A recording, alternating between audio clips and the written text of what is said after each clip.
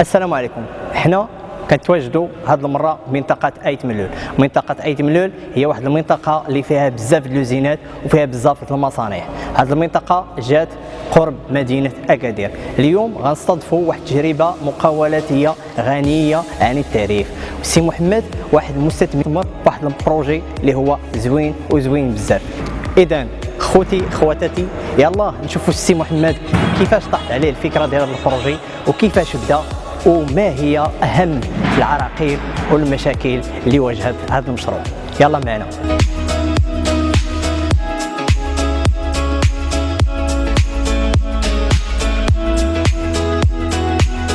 Ma prévision est la première année, je dois engager entre 7 et 10 personnes.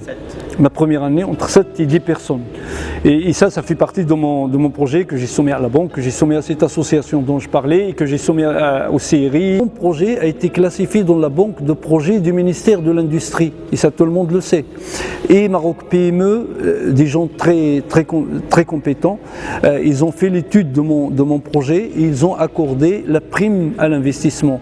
Le problème, c'est qu'on attend aussi à la voir, ça a pris un peu de retard et tout ça. Mais ça à la limite, ça c'est pas grave.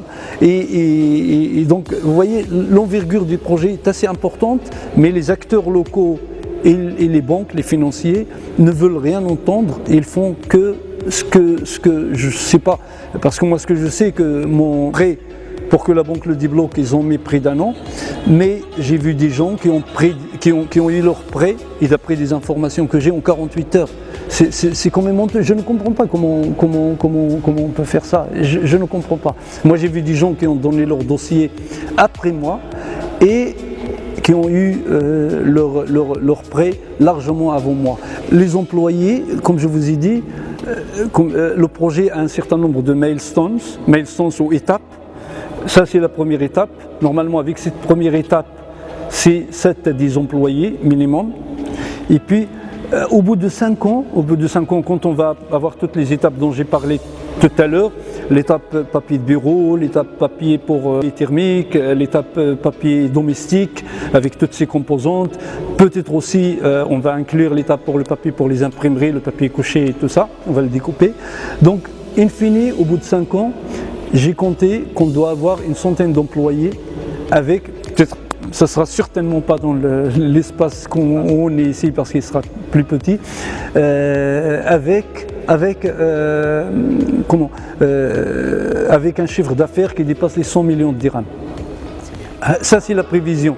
Mais encore une fois, vraiment le besoin qu'il y a au marché. Aujourd'hui, je reçois tous les jours 5 à 6 appels des gens me demandant si je dois la remettre à leur vendre. Le problème, c'est que je n'ai pas de matière première parce que je suis short en argent, en trésorerie.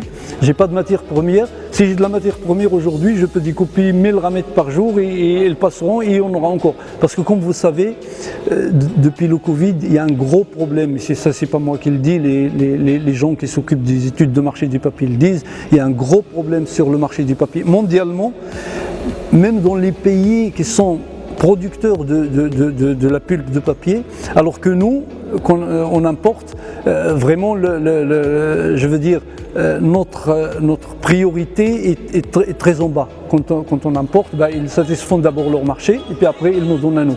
Donc aujourd'hui, je vous assure que des fois la nuit, tard, il y a des gens qui m'appellent ou qui me laissent des messages et je peux vous le montrer sur WhatsApp, qui me demandent est-ce que vous avez mis le ramette parce que je suis prêt à la gorge, j'ai un marché.